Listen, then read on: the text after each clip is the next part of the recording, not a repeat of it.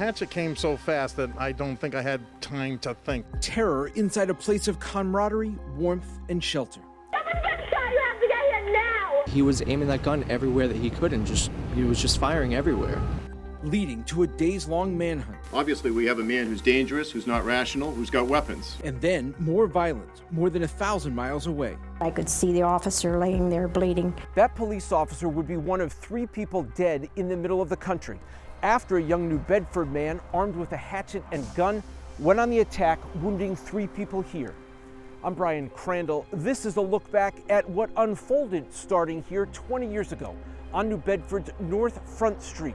Now vacant and run down, at the time it was Puzzles Lounge, a gay bar, a vibrant gathering spot. You would go and you would know probably half the bar, and it was easily one question away from knowing everyone else in the bar, and it was a real melting pot, both men and women. If you didn't want to go to Providence or Boston, you'd say, oh, let's go to Puzzles. It's a comfortable place, he has good food, it's just a happy place. Puzzles was a place where people could go, congregate, get a drink, live their lives, and no one thought twice about it. But it was not the kind of place that I thought, we always knew we would have some trouble at Puzzles, never in a million years. It was shattered late night, February 1st, 2006. 911, Friends, we report which emergency. I need an ambulance. I need an ambulance?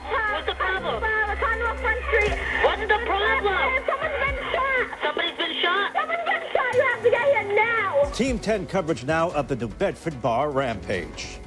Police say the 18-year-old suspect was armed with a gun and a hatchet when he walked into the place. And after asking a question, he allegedly started attacking people. NBC 10's Brian Crandall begins our Team 10 coverage from New Bedford. Brian? Yeah, Patrice, in what's being called a hate crime, one man was hit with a hatchet, another shot, and cut. Now police are looking for the suspect they say walked into a local gay bar around midnight and went on the attack. He asked initially when he had come in if this was a gay bar. The bartender says the stranger had 2 drinks, and then? Just out of nowhere, started attacking people with a hatchet. One customer suffering deep cuts to the head. Then others tried to tackle the assailant, who pulled out a gun. The first shot that he had fired, the bullet went into the ceiling and went right past my head. He aimed it right for my head. He really wanted to harm everybody. He was aiming that gun everywhere that he could, and he was just firing everywhere. Then aimed the gun once more at me and fired a round that did not fire. The gun clicked. So he ran out of bullets? He ran out of bullets. It's just a stone cold look on his face. Just, like I said, no emotion, no nothing. He came in there to do a job, he did it and left. It's a hate crime because his intentions were to confirm that it was a gay bar. Never spoke to anybody in there. He's never been in the bar before. And 5 minutes afterwards, he starts attacking everybody. 2 of the victims are in Boston hospitals, another is here at St. Luke's in New Bedford. As police continue their hunt for the suspect, one victim recalls a horrific ordeal. What was going through my mind is I'm going to be dead pretty soon. This is how it's going to end right here. A day later, after getting out of the hospital, still with a black eye and a gash from the hatchet on the side of his face and a gunshot wound, victim Robert Perry told of his brush with death. The hatchet came so fast that I don't think I had time to think, but when it hit my head, all of a sudden I said, this is something really serious is happening here, and just about putting those thoughts together, and I heard the gunshot, and then it escalated to a bigger thing, and then I was on the floor in a pool of blood. The attack would have been a lot worse if it hadn't been that the people stood up and confronted the attacker. The hatchet and gun-wielding attacker got away. Mayor Scott Lang, on the job for only a month, got a call from the police chief shortly after. We knew that we had someone who had committed basically was a hate crime, literally unbridled hate, and weren't really sure why, and weren't sure what the next move would be by the person who had committed the crime. But investigators quickly knew who it was. Have you seen this man? He's allegedly the man behind a violent spree that put 3 people in area hospitals. A young man who lived in the city, who had gone through New Bedford's Junior Police Academy 5 years earlier, but later dropped out of high school. Police are now looking for the suspect, 18-year-old Jacob Robida, who may be driving a green Pontiac Grand Am. Court papers say he had Nazi paraphernalia in his bedroom, and Robida had a disturbing website. Like so many other teenagers today, Jacob Robida had a web page on myspace.com. But his page is hardly typical. On it, he brags about a hatchet being his weapon of choice, lists serial killers as people he'd most like to meet, and is pictured holding a gun. We just want to get that individual. We feel he's a threat, a definite threat out there. Obviously, we have a man who's dangerous, who's not rational, who's got weapons. Yeah, I'd be fearful too. I think anyone should be. This man's a risk. The suspect, Jacob Robida, is described as about 5'6", 200 pounds. Police say he may have been injured himself during the struggle at the bar. Lang was with police as they talked to Robida's family, trying to figure out where he was. His mom was as devastated and as outraged about what had happened as anybody else in the city or community or around the country would be. And friends of Robida painted a different picture. I don't know why he would do it. I don't know what targeted him to do it. He wasn't an angry person at all. He never showed signs of anger or anything. Because I know inside his head he knows what he did was wrong. And I know he wishes that he could take it back. But the targeted attack at a gay bar left the community stunned. And what's scary is that in the community in New Bedford, we probably know people that could have been there or were there.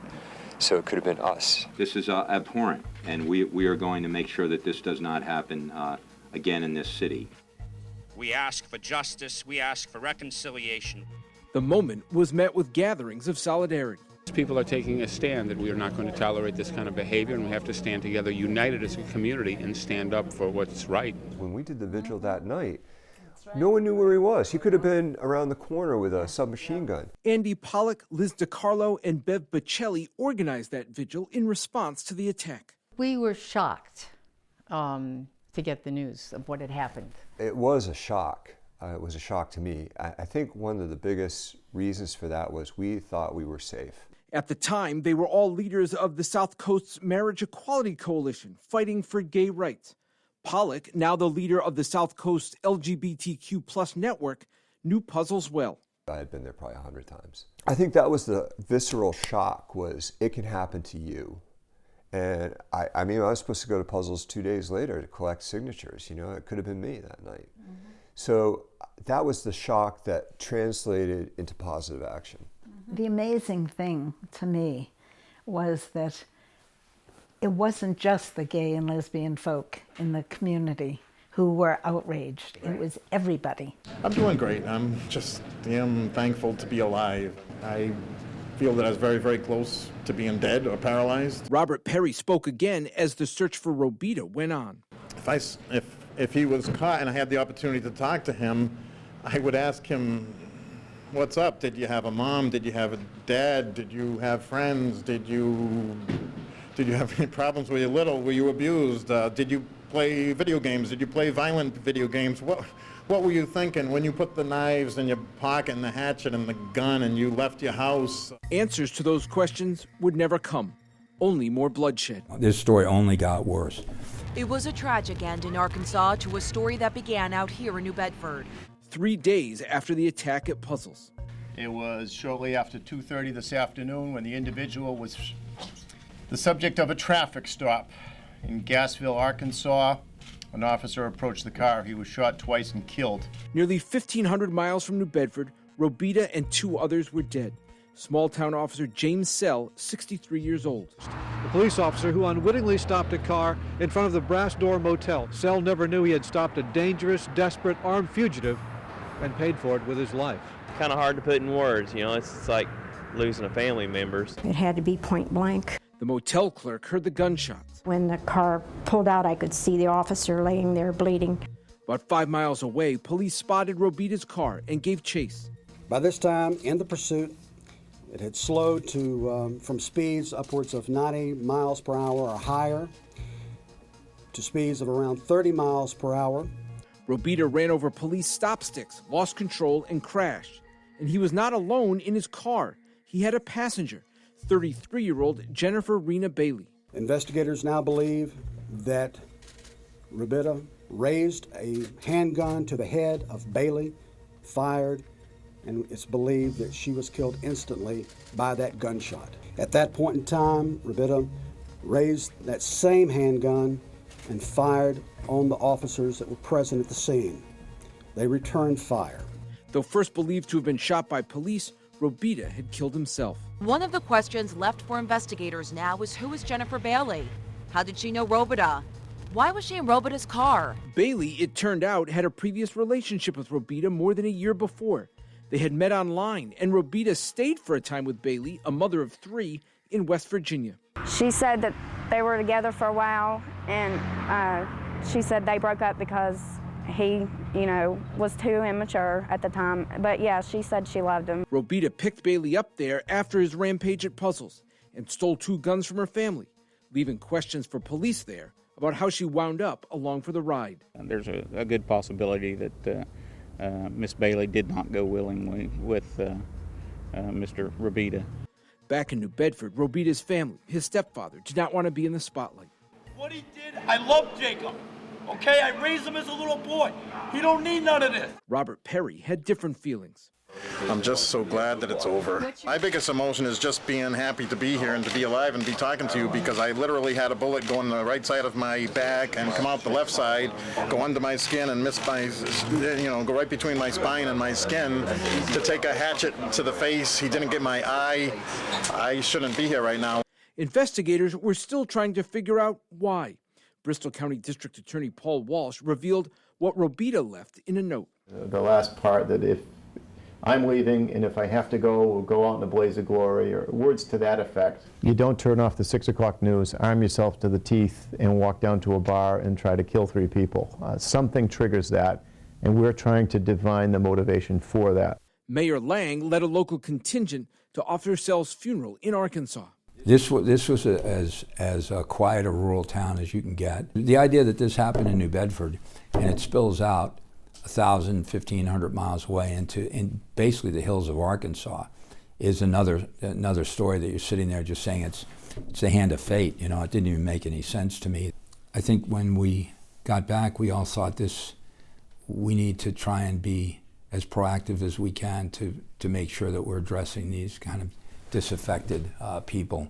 We need to pay much more attention to this. Scott Lang was just so important because he was the voice of the government. He was supportive. He was there for us. He really made it work for us to understand that he was with us. And I can't say how much that meant to the community. About a month later, at a forum, members of the gay community shared with city leaders their own previous experiences of being harassed and attacked. You could see the expressions on their faces as people stood up and told their story. I think it woke up the community that if you have people who don't recognize individuals as human beings, as people, you're going to have some real problems. The ripple effects of the Puzzles attack did not end in the days or months after. Robert Perry died a dozen years later. I remember talking to him, and it really terribly affected his life. I mean, he wasn't out at the time. We were unable to reach the other 2 wounded survivors of the attack, one who appears to have never been interviewed about it, the other only once. Other survivors have just been traumatized by this. I mean, it was a really horrific experience, and I wish to say that they're healed and doing well, but I can't say that. Personal agony, but a public awakening. Good comes from horrible things. For some, a reason to share what they had not before. There's always been a gay community, there had always been a gay community in Greater New Bedford, but everybody pretty much was in the closet. And that seemed to be working for people. But what happened at Puzzles just, it was like a watershed moment where people, gay people, gays and lesbians in this area were just so hurt and angry. Nobody talked about it until Puzzles happened.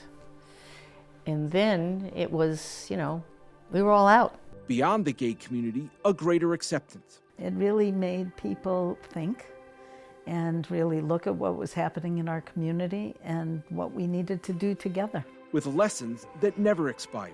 People don't understand how easily hate speech moves to, homophobia initially moves to hate speech and moves to violence. And we're seeing that now. It's the same kind of pattern where people are othered And it's just a very sad story, but also a frightening story. And we keep seeing it repeat itself around the country in many, many forms, many ways. But the overall definition always is the person who does something like this is motivated by hate. And there's, you know, it's something we really have to confront and think about. 20 years, Puzzles itself has faded away, but the horror that happened here and then the changes that followed have left a lasting impact on the community.